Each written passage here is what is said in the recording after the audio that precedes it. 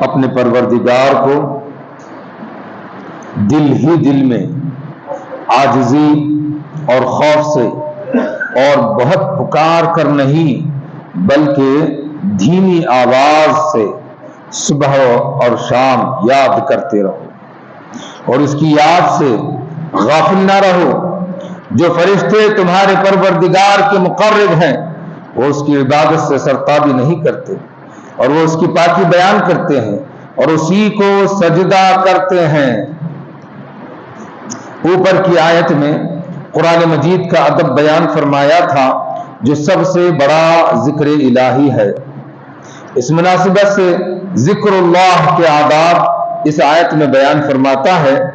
ذکر الہی کا سب سے پہلا ادب یہ ہے کہ انسان کا دل بیدار ہو اور زبان سے جو کچھ ذکر کر رہا ہے دل کو اس کا پورا شعور ہو۔ ذکر الہی کا پورا فائدہ اسی وقت ہوتا ہے جبکہ دل بھی ذکر میں مشغول ہو۔ دوسری یہ کہ اللہ تعالیٰ کی عظمت و جلال کے تصور سے انسان پر ہیبت طاری ہو اور عجز و انکسار کے ساتھ ذکر کرے اور دعا مانگے۔ تیسرے یہ کہ ذکر کرنے والا بے ضرورت آواز بلند نہ کرے۔ غرض یہ کہ انسان کو چاہیے کہ اپنے خالق و مالک کے ذکر سے کسی وقت بھی غافل نہ رہے۔ وہ فرشتے جن کو اللہ تعالیٰ کا قرب خاص حاصل ہے وہ اس کی عبادت اور تسبیح میں مشغول رہتے ہیں اور اس کو سجدہ کرتے ہیں۔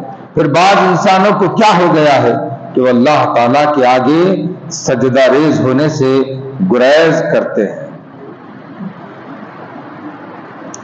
وَاذْكُرْ رَبَّكَ فِي نَفْسِكَ تَضَرُّعًا وَخِيفَةً، اور اے پیغمبر اپنے پروردگار کو دل ہی دل میں عاجزی اور خوف سے بہت پکار کر نہیں بلکہ دھیمی آواز سے صبح اور شام یاد کرو۔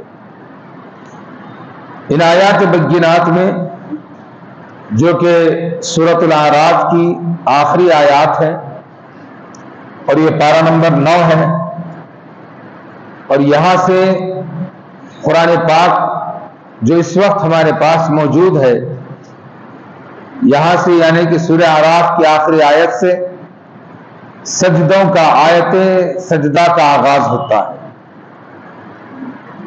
آیت سجدہ جیسا کہ اس جیسی اور 14 آیتیں ایسی ہیں کہ جن کے سننے کے بعد جن کے پڑھنے کے بعد سننے والے پر سجدہ واجب ہوتا ہے کہ جو سنے وہ سجدہ شکر بجا لائے، اللہ تبارک و تعالیٰ کی بارگاہ میں سجدہ شکر بجا لائے۔ جس طرح سے ابھی ماہ رمضان المبارک ہے، اب آپ دیکھیں گے کہ 4-5 دنوں کے بعد حفاظ اکرام سجدوں کا آغاز کرتے ہیں، یعنی کہ وہ پہلے پارے سے لے کر 8ویں 9ویں پارے پر آتے ہیں تو 9ویں پارے کے 5 پارے پر یہ آیت سجدہ ہے جو کہ آج تلاوت کی گئی ہے۔ ان الذین عند ربک لا یستکبرون عن عبادتہ ویسبحونہ ولہ یسجدون۔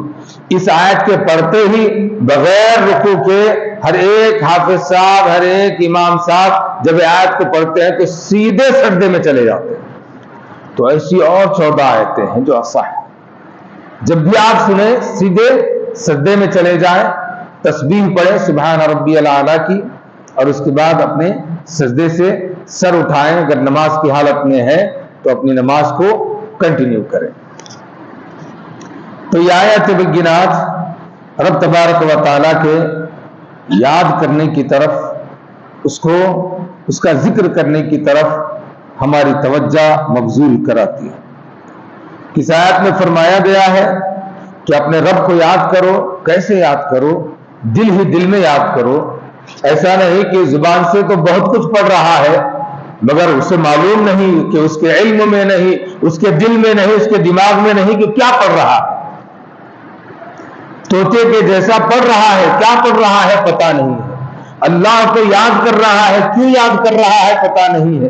اللہ کا ذکر بڑے ہی زور و شور سے چیخ چیخ کر پکار کر کے اس کو یاد کر رہا ہے، اس کا معنی و مفہوم، اس کی فضیلت، اس کی اہمیت معلوم نہیں ہے۔ تو ایسا نہیں ہونا چاہیے۔ جس کو یاد کر رہا ہے، جس کو جس کی یاد میں یہ مست ہے، جس کا ذکر کر رہا ہے، وہ کیا کر رہا ہے اس کو معلوم تو ہو کہ میں کیا کر رہا ہوں، میرے کہنے کا، میرے بولنے کا، مجھے یاد کرنے کا میرا مقصد کیا ہے۔ آقائے دو جہاں صلی اللہ تعالی علیہ وسلم فرماتے ہیں کہ میں ابو بکر، میں کل رات تمہارے پاس سے گزرا تو میں نے دیکھا کہ تم عبادت میں ہو، دیکھا کہ تم عبادت میں ہو، ایسے ہو کہ بالکل سکوت طاری ہے، کوئی آواز نہیں، کوئی پکارا نہیں، کوئی بالکل سناٹا، ایسے خاموش ہو کہ جو تم کیا کر رہے ہو، کیا پڑھ رہے ہو پتہ نہیں چل رہا۔ اس کے بعد آپ نے ارشاد فرمایا، کیا عمر، میں نے کل تیرے پاس سے بھی گزرا اور تیرا عالم یہ تھا کہ اتنی بلند آواز سے پڑھ رہا تھا کہ پوری بستی میں تیری آواز گونج رہی تھی۔ اس کے بعد آپ نے فرمایا کہ ابو بکر تھوڑی سی اپنی آواز کو بلند کرو، اور عمر سے فرمایا کہ تھوڑی سی اپنی آواز کو نیچی کرو، آواز کو نیچی کرو، اس لیے نیچی کرو کہ جس کو تم یاد کر رہے ہو وہ بہرا گنگا نہیں ہے، وہ تو سب کی سنتا ہے، وہ تو سب کی سنتا ہے۔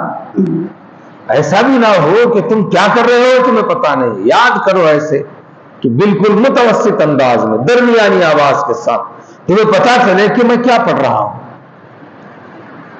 اور اتنا بلند ہو کہ تم اپنے آپ کی سنو۔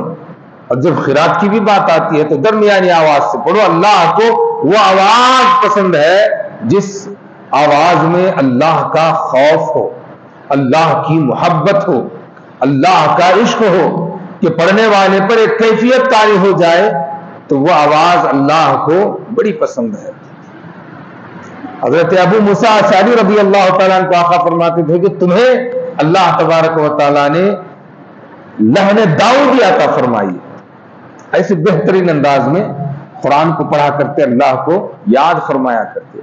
خلد اللہ عبید الرحمن، اللہ کو تم جیسے بھی یاد کرو، تمہارا یاد کرنا جائز ہے، مگر اس کا ادب یہ ہے کہ متوسط انداز میں، تمہاری آواز نہ لمٹ سے باہر ہو کہ نہ ہی لمٹ کے اندر، ایسی کہ خود کو بھی سنے نہ، ایسے یاد کرو کہ پتہ بھی چلے کہ کیوں یاد کیا جا رہا، جس سے تم مناجات کر رہے ہو کیا مناجات کر رہے ہو، جس کو تم منا رہے ہو کیا منا رہے ہو، اس کا بھی اندازہ۔ تو اس لیے اللہ پاک نے فرمایا وَاذْكُرْ رَبَّكَ فِي نَفْسِكَ تَضَرُّعًا وَخِيفَةً وَدُونَ الْجَهْرِ مِنَ الْقَوْلِ بِالْغُدُوِّ وَالْآصَالِ وَلَا تَكُن مِّنَ الْغَافِلِينَ۔ صبح اور شام یاد کرتے رہو، اس کی پاکی ہمیشہ بیان کرتے رہو، اللہ ہی اللہ۔ ایمان والوں کو آقا دو جہاں صلی اللہ تعالی علیہ وسلم نے سکھایا ہے ذکر، کہ وہ دن بھر بازار میں چلتے پھرتے اٹھتے بیٹھتے، کسی کو ملے تو کہیں کہ آپس میں سلام کریں، السلام علیکم، وعلیکم السلام۔ سلام کیا ہے؟ سلام اللہ کے ناموں میں سے ایک نام ہے۔ کوئی بات اچھی لگے، سبحان اللہ، کس کو یاد کیا؟ اللہ کو یاد کیا، اللہ کی تعریف کی۔ کوئی خوبصورت شے نظر آئی تو کہا کہ ماشاء اللہ، کس کو یاد کیا؟ اللہ کی تعریف، اللہ کی پاکی، اللہ کی بڑائی بیان کی۔ اسی طرح سے جو ہے ٹھیک آئی الحمدللہ، سننے والا یرحمک اللہ، اس کے بعد اس کا جواب دینا والا یہدیکم اللہ۔ ہر طرف آپ دیکھتے جائیے کہ ہر ایک معاملے میں اللہ ہی اللہ ہے۔ تو اللہ کے رسول صلی اللہ تعالی علیہ وسلم نے اپنے ماننے والوں کو صبح سے لے کر شام تک چلتے پھرتے اٹھتے بیٹھتے آتے جاتے اللہ ہی اللہ ان کی زبانوں پر جاری کر دیا۔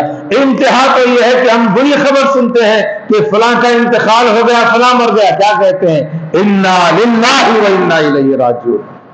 بری خبر بھی سنے تو اللہ کو یاد کیا، اچھی خبر بھی سنے تو کہا کہ سبحان اللہ الحمدللہ۔ یہ ہے اسلام، کہ ہمیشہ اپنے مالک، اپنے پربھو، اپنے خدا، اپنے رب کی یاد میں رہتا ہے، اسی کو یاد کرنا اس کی زندگی کا مقصد ہے، کیونکہ اسی خدا نے، اسی اللہ نے اس کو اپنا بندہ بنا کر کے پیدا فرمایا۔ اور اس خدا کو سب سے زیادہ پسند کیا ہے؟ سب سے زیادہ پسند یہ ہے کہ ان الذین عند ربک لا یستکبرون عن عبادتی ویسبحونہ ولہ یسجدون۔